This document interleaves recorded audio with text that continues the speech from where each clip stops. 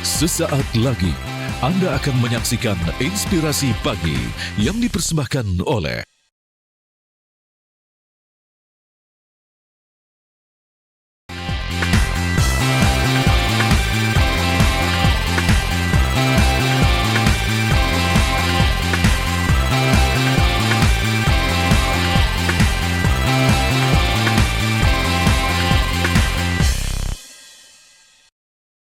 Assalamualaikum warahmatullahi wabarakatuh. Selamat pagi pemirsa Inspirasi Pagi.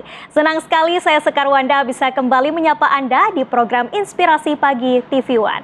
Pemirsa, saat ini kita sedang berada di event diseminasi nasional Keluarga Sigap. Kesehatan anak adalah fondasi masa depan bangsa. Namun di lapangan masih banyak keluarga yang menghadapi tantangan. Di antaranya seperti imunisasi, kebiasaan hidup bersih, hingga pemenuhan gizi anak sejak usia dini. Nah, berangkat dari situ hadir program Keluarga Sigap, sebuah inisiatif yang mendorong keluarga untuk lebih siaga dalam menjaga kesehatan anak melalui 3 kunci utama, yakni imunisasi lengkap, cuci tangan pakai sabun, dan juga pemberian gizi yang sesuai usia. Oleh karena itu, sudah hadir bersama kami di studio Inspirasi Pagi TV One, sudah ada tim leader program Keluarga Sigap, yakni Pak Ardi Prastowo. Selamat pagi, Pak. Selamat pagi, Mbak. Apa kabarnya, Pak? Alhamdulillah baik-baik. Dan pemirsa sudah hadir juga melalui via Zoom, yakni Dinas Kesehatan Kabupaten Brebes, PLT Kepala Dinas Kesehatan Kabupaten Brebes, Dr. Tambah Raharjo. Selamat pagi, Pak Tambah. Selamat pagi. Apa kabar, Pak? Alhamdulillah baik, Mbak. Alhamdulillah. Oke, Pak, saya ingin bertanya kepada Pak Ardi dulu. Pak Ardi, bagaimana perkembangan program Keluarga Sigap saat ini? Saat ini kami kan sudah menyelesaikan di 3 wilayah, yaitu di Kabupaten Brebes di Jawa Tengah, di mana kita Pak Tambah berada, kemudian juga Kabupaten Banjar Kalimantan Selatan, dan Kabupaten Sukabumi Jawa Barat. Jadi memang itu wilayah intervensi kami, dan kami sudah menyelesaikan sebetulnya program ini di bulan September 2025, dan kami juga sudah melakukan evaluasi terhadap program ini, sehingga di event diseminasi ini kami memang ingin berbagi pengalaman, pembelajaran tentang bagaimana sih menjalankan sebuah program yang ditujukan kepada orang tua baduta gitu. Ya. Oke, nah saya ingin bertanya kepada Pak Tambah. Pak Tambah, sejauh ini apa perubahan yang paling terasa yang muncul di keluarga sasaran sejak program ini dijalankan? Ya, terima kasih. Jadi memang program Keluarga Sigap ini merupakan program yang sangat baik ya, di mana untuk perubahan perilaku bagi keluarga yang mempunyai anak baduta. Jadi di program Sigap ini para kader itu tidak hanya berkunjung di posyandu, bahkan sampai ke rumah tangga ya, memberi kesadaran untuk perubahan perilaku, terutama di keluarga kan ada bapak, ada ibu, ada juga anggota keluarga yang lain. Jadi saling mengingatkan untuk tadi imunisasi yang lengkap, terus cuci tangan pakai sabun, dan juga pemberian makanan bergizi sesuai dengan umurnya. Jadi semuanya lebih peduli sehingga bisa anak-anak baduta itu jadi lebih sehat, karena memang semuanya akan memperhatikan perkembangan-perkembangan yang ada. Pak, sejauh ini bagaimana hasil evaluasi dari program Keluarga Sigap di Kabupaten Brebes sendiri? Ya, memang dari data-data yang didapatkan memang ada kenaikan beberapa program, misalnya di vaksinasi atau imunisasi itu capaiannya jadi lebih tinggi setelah ada program dari Keluarga Sigap ini. Jadi karena memang terutama peran dari seorang ayah itu jadi lebih berperan. Yang tadinya mungkin kalau di posyandu itu biasanya kan hanya ibu-ibunya saja yang datang. Nah, ini ayah juga mendapat kayak semacam peran di situ oleh kadernya, ya, kader yang memakai alat peraga dan sebagainya. Dan juga keluarga itu juga bisa berlatih untuk membuat makanan yang bergizi, yang sesuai dengan umurnya. Jadi apalagi zaman sekarang ya, banyak makanan-makanan yang mungkin tidak sehat yang beredar di masyarakat. Jadi tentunya banyak perubahan perilaku yang lebih baik lagi, terutama juga tadi misalnya masalah cuci tangan ya. Mungkin biasanya tidak ada yang peduli anaknya cuci tangan apa tidak, tapi dengan dari masyarakat itu mendapat pelatihan dari kader yang sampai ke rumah-rumah, itu mereka lebih peduli. Oke, dari Pak Tambah saya mau tanya ke Pak Ardi nih. Kalau dari Pak Ardi sendiri, setelah program ini diimplementasikan, evaluasi apa yang didapatkan, Pak? Sebetulnya nggak beda jauh ya dengan yang disampaikan oleh Pak Tambah, tapi memang secara kualitatif memang kami melihat banyak perubahan-perubahan ya. Terutama sekali tentang keterlibatan ayah ya. Jadi memang di program Keluarga Sigap ini juga, kalau biasanya program-program kesehatan pada umumnya itu hanya melibatkan ibu gitu ya. Karena memang ibu kan memang paling concern ya soal masalah kesehatan anak.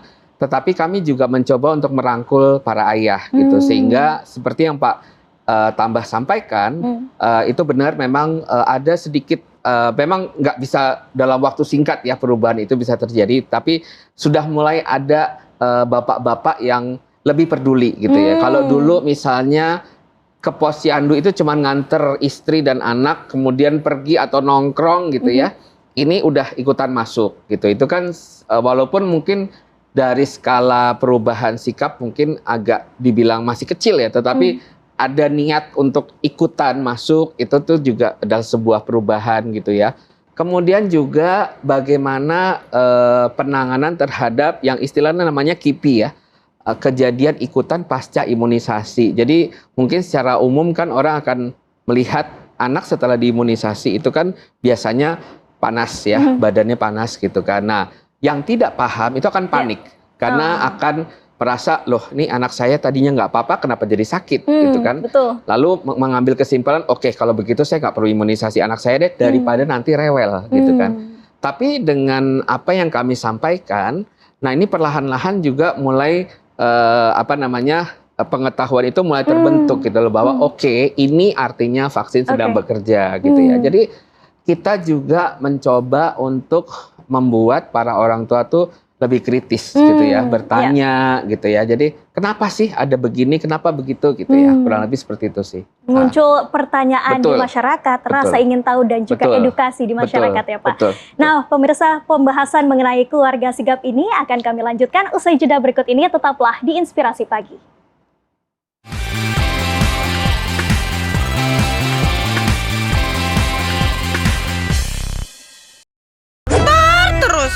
Mau ngingetin aja, jangan tar-tar terus. Harus diganti dengan sigap terus. Harus selalu siaga dan siap terus. Pertama, imunisasi rutin lengkap dan tepat waktu terus. Kedua, cuci tangan pakai sabun terus. Ketiga, agar bayi tumbuh kembangnya optimal, berikan makanan bergizi dan camilan yang sehat terus. Selalu sigap terus dengan melakukan 3 hal tersebut bisa mencegah infeksi dan penyakit. Mau ngingetin aja, jangan tar-tar terus. Harus diganti dengan sigap terus. Harus selalu siaga dan siap terus. Pertama, imunisasi rutin lengkap dan tepat waktu terus. Kedua, cuci tangan pakai sabun terus.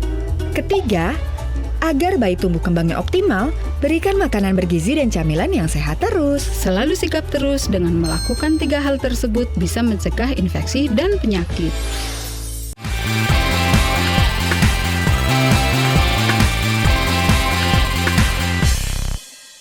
Pemirsa, terima kasih Anda masih menyaksikan Inspirasi Pagi. Nah, Pak, melanjutkan diskusi kita yang tadi, kolaborasi apa yang telah dilakukan sehingga implementasi program ini berjalan sukses dari tahapan pilot sampai scale up di Kabupaten Brebes? Oke, sebetulnya yang paling kunci adalah bagaimana kami bermitra dengan teman-teman di lapangan ya, terutama sekali dengan Dinas Kesehatan. Oleh karena itu kita nggak pernah lepas nih dari Dinas Kesehatan di level kabupaten ya. karena bantuan mereka itu akan sangat berarti dan mereka kan juga punya hubungan yang sangat baik dengan beberapa elemen atau stakeholder di level kecamatan dan di level desa gitu ya.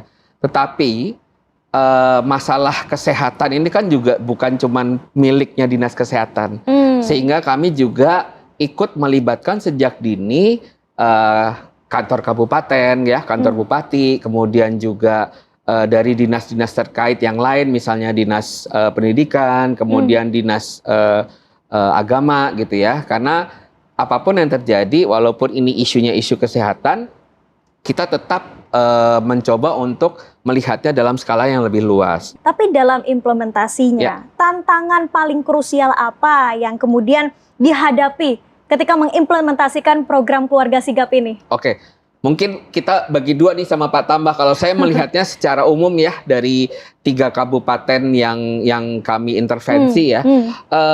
Mungkin nanti Pak Tambah bisa menjelaskan juga dari aspek di kabupatennya sendiri gitu ya. Tapi kalau kami melihatnya, yang besar itu terutama sekali adalah masalah sosial. Dalam arti gini, misalnya ayah ya, ayah itu punya peran yang sangat penting dalam pengambilan keputusan di keluarga, terutama yang terkait dengan kesehatan anak gitu ya. Misalnya, oke lah, kalau cuci tangan pakai sabun mungkin agak ringan ya. Yang agak berat misalnya imunisasi. Bagaimana ibu mengambil keputusan, Pak, boleh nggak saya si anak ini besok ke posyandu diimunisasi gitu. Masih ada beberapa ayah yang tidak memahami tentang KIPI misalnya, kejadian ikutan pasca imunisasi. Jadi dia akan melihat, oh kemarin saya lihat anaknya si tetangga panas abis diimunisasi jadi rewel segala macam, sehingga ada rasa takut ya Pak? Ya udah deh Bu, nggak usah aja gitu. Dan ibu sebagai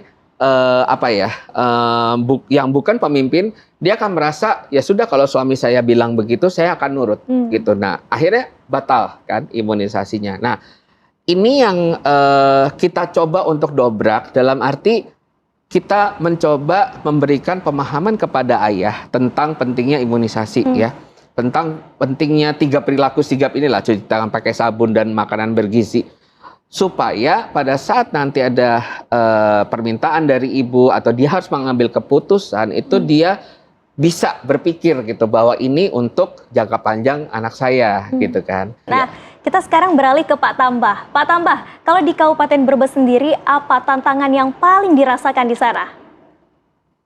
Ya, sebenarnya mirip dengan di Pak Adi ya. Jadi memang sama kultural Jawa ya. Jadi memang pengambil keputusan itu kan biasanya seorang ayah ya di situ. Dan sebelumnya tidak terpapar dengan pengetahuan ini.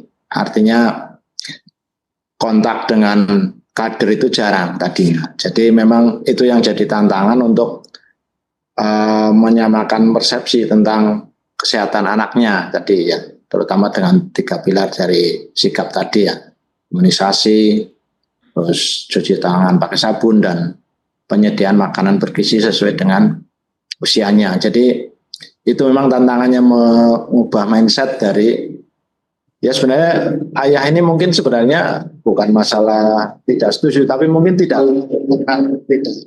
tadinya tidak terpapar dengan dengan informasi dari teman-teman sigap ini, terutama dari kader-kader yang sudah dilatih.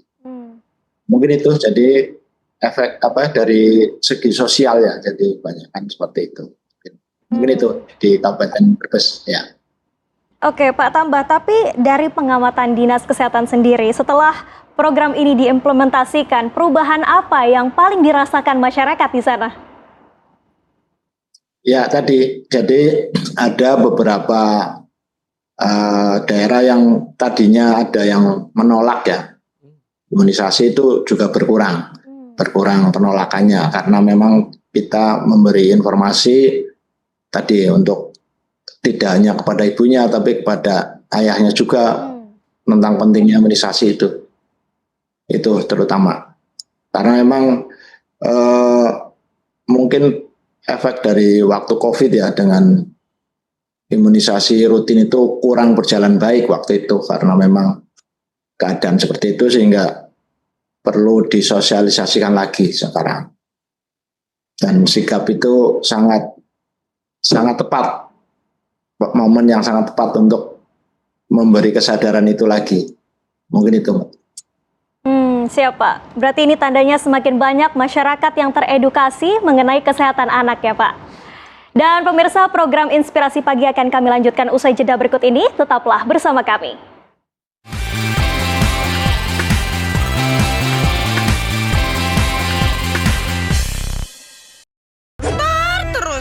Mau ngingetin aja, jangan tarentar terus. Harus diganti dengan sigap terus. Harus selalu siaga dan siap terus. Pertama, imunisasi rutin lengkap dan tepat waktu terus.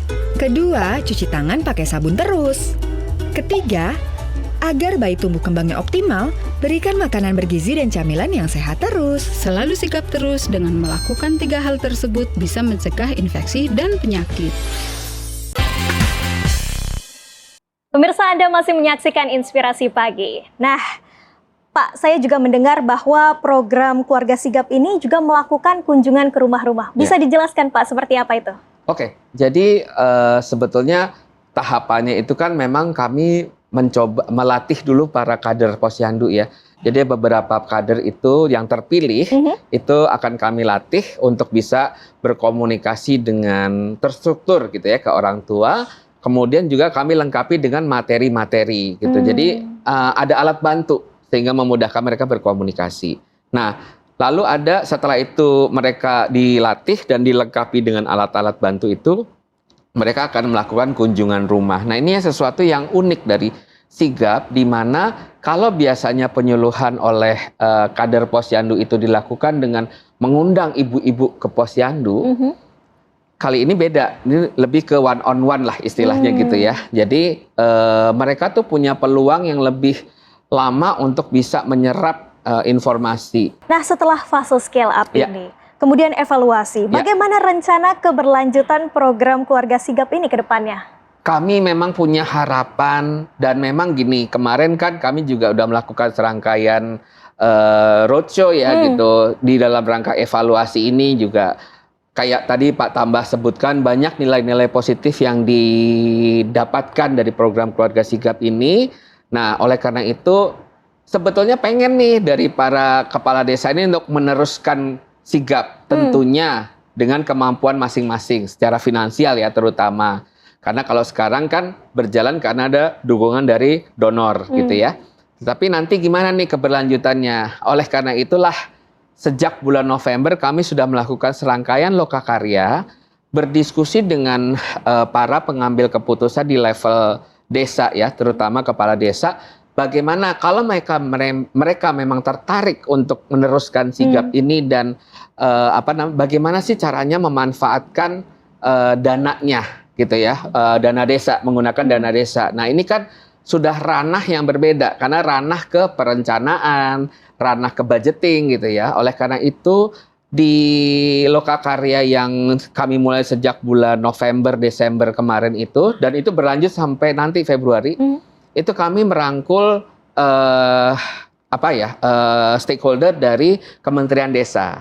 Karena Kementerian Desa ini yang paling paham nih kan, bagaimana nih nanti alokasi budgetnya nanti mau ditaruh di mana gitu kan. Nah, itu yang kami lakukan sekarang. Kami berharap dengan serangkaian lokakarya ini desa-desa yang berkomitmen untuk meneruskan paham caranya mendapatkan dananya, bagaimana memanfaatkan dananya seperti apa supaya mereka juga pede gitu ya dan nggak takut gitu kalau bahwa nanti karena memang yang sekarang muncul adalah keraguan-raguan gitu dalam arti gini, oke, saya butuh saya pengen nih misalnya untuk desa saya gitu kan, saya tahu saya ada budget tapi ini nyangkutnya di kantong yang mana ya gitu kan. Nah, itu tuh yang kami upayakan melalui teman-teman di Kemendes untuk Pak tolong dikasih arahan gitu istilahnya supaya mereka pede nih kalau memang mau mengalokasikan dananya cantelannya di mana gitu. Oke. Nah, sekarang saya mau beralih ke Pak Tambah nih. Pak Tambah, apakah ada komitmen dari Kabupaten Brebes untuk mengintegrasikan pendekatan program Keluarga Sigap ke dalam sistem kesehatan daerah? Ya, terima kasih. Ya, memang dari sikap ini kan sudah sangat banyak manfaatnya ya. Terus ya kami dari pemerintah daerah tentunya akan mengusahakan terutama masalah tadi yang disampaikan untuk pemakaian dana desa untuk melanjutkan kegiatan keluarga sigap ini. Dan kebetulan memang kemarin itu belum seluruh puskesmas melaksanakan ya, masih ada beberapa yang belum, sehingga ini menjadi pemicu kami di Dinas Kesehatan terutama untuk puskesmas semuanya bisa melaksanakan program keluarga sigap ini ya, dengan tadi pendanaan dari dana desa. Dan di Kabupaten Brebes juga dari Ibu Bupati ya, Ibu Panamita itu ada transport untuk kader juga, sehingga itu mungkin bisa juga untuk membantu pelaksanaan program keluarga sigap ini. Begitu. Pak, adakah pesan yang ingin disampaikan kepada para pengambil kebijakan terkait pentingnya investasi pada kesehatan anak sejak dini? Ya memang anak-anak kita ini kan yang akan menggantikan kita nanti. Artinya memang suatu investasi yang sangat mulia ya untuk meneruskan perjuangan atau pembangunan di seluruh wilayah Indonesia termasuk di Brebes ini.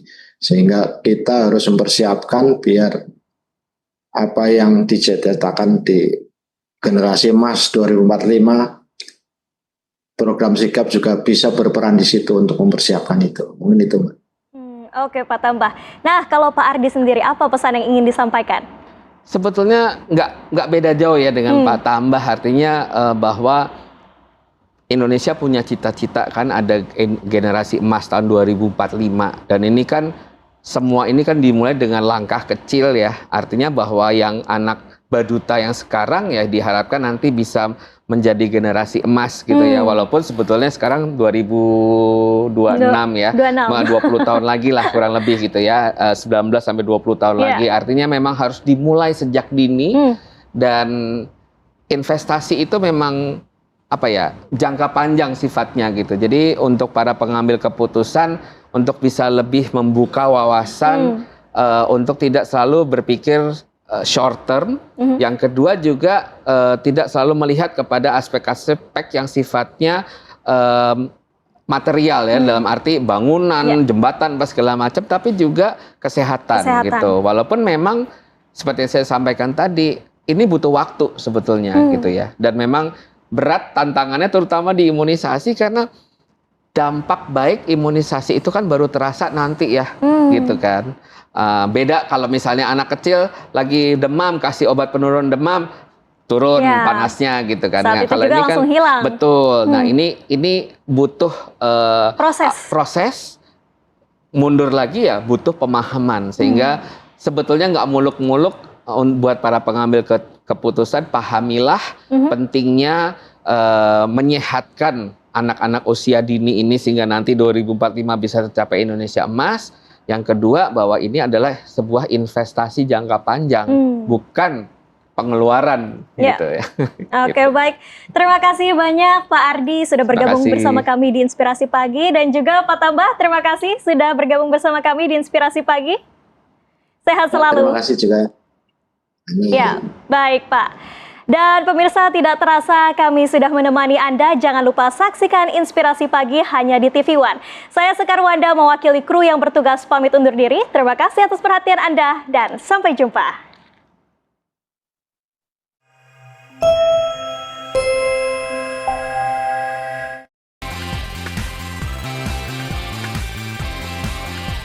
Anda baru saja menyaksikan Inspirasi Pagi yang dipersembahkan oleh